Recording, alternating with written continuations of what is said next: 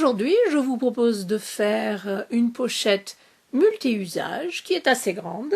Elle fait 20 cm de haut, 28 cm de long au niveau de la fermeture, 20 cm au niveau de la base. La profondeur est de 8 cm. Modèle inédit avec sa poignée en diagonale et un joli passepoil entre les deux tissus. Voici le devant et voici le dos, ou vice-versa évidemment.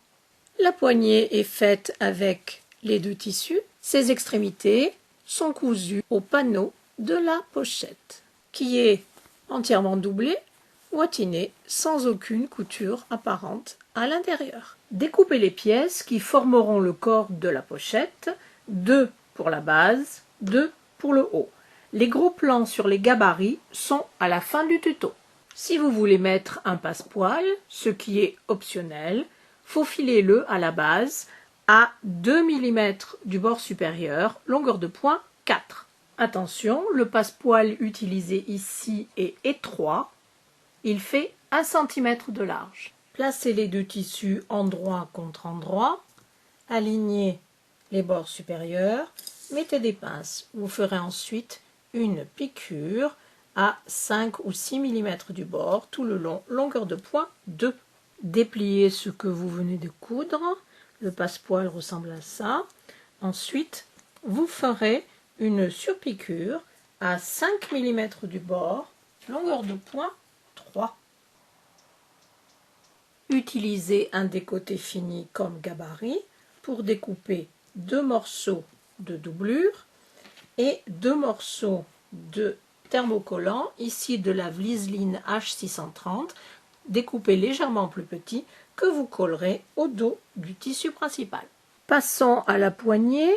Utilisez le demi-gabarit que vous mettrez sur la pliure du tissu, une fois dans chaque tissu principal. Les tissus endroit contre endroit, alignez bien tous les bords, épinglez, et vous ferez une piqûre tout autour à 1 cm du bord, sauf dans un des deux longs côtés où vous laisserez une ouverture à peu près de 10 cm.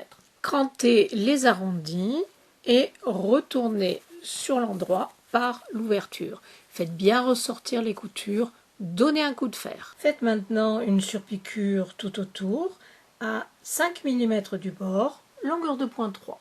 La poignée va s'épingler en diagonale. Pas de panique, je vous montre. 2 cm à partir du coin en haut à droite. 12 cm et demi de la pointe jusqu'au bord. Du bord supérieur à la pointe, 8 cm et demi. Et pour les fanatiques de géométrie, le bord vertical de la pochette et le côté supérieur de la poignée forment un angle de 65 degrés. Même mesure pour épingler l'autre extrémité de la poignée, mais en miroir. Mesurez 3 cm, faites une marque à la craie, vous coudrez la poignée en place en faisant une piqûre sur piqûre, longueur de point 3, sur la surpiqûre déjà existante de la poignée. Remontez à la verticale et redescendez pour bien sécuriser cette partie.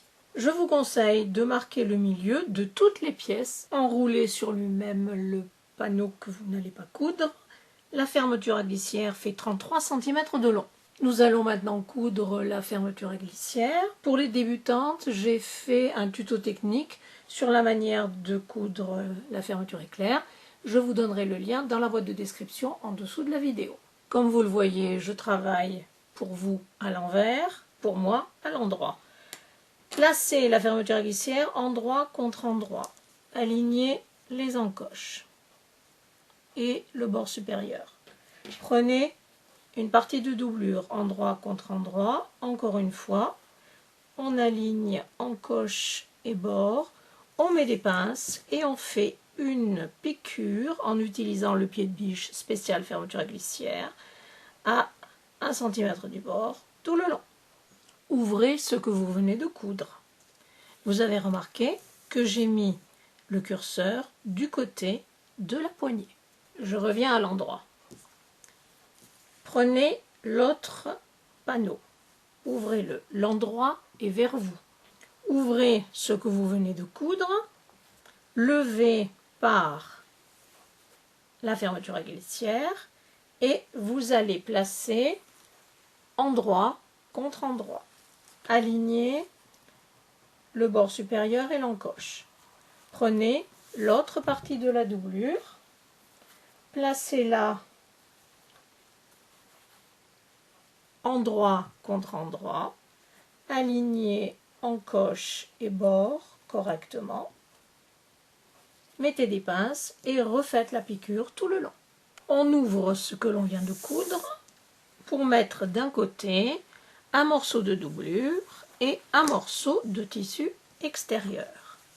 Tirez bien sur les côtés. Pour le moment, fermez la fermeture à glissière. Éloignez les tissus de la fermeture, c'est-à-dire du centre. Tirez bien sur les côtés. Mettez quelques épingles pour fixer.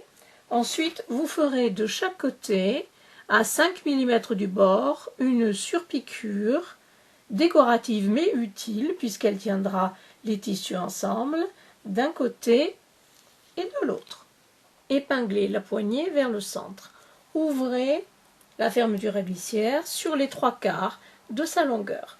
Maintenant, placez d'un côté les deux parties du tissu extérieur et de l'autre les deux parties de la doublure. Alignez les lignes droites et épinglez. Il est important de bien faire coïncider les deux coutures avec le passepoil. Mettez des pinces. En ce qui concerne les extrémités de la fermeture à glissière, poussez-les vers la doublure. Faites bien correspondre ici les coutures. Dans la base de la doublure, vous laisserez une ouverture de 10 cm. Sinon, vous piquerez à 1 cm du bord toutes les grandes lignes droites. Ne cousez pas les coins. Ouvrez chaque coin.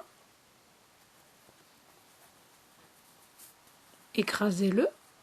Aplatissez les deux coutures. Placez-les l'une en face de l'autre et épinglez, surtout au milieu de la couture, pour que les deux lignes soient bien l'une en face de l'autre. Faites la même chose avec les 3 autres coins. Avant de coudre les coins, enlevons le superflu des extrémités de la fermeture à glissière. Mis à part quelques modèles où cette technique n'est pas possible, je couds toujours les coins de la doublure avec leurs coins équivalents dans le tissu principal. Donc, ouvrez bien le coin de la partie doublure, remontez la couture et attrapez le coin du tissu principal.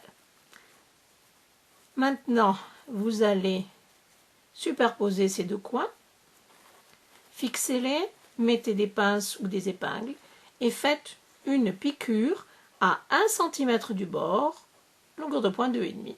Les coins ont été cousus 2 par 2.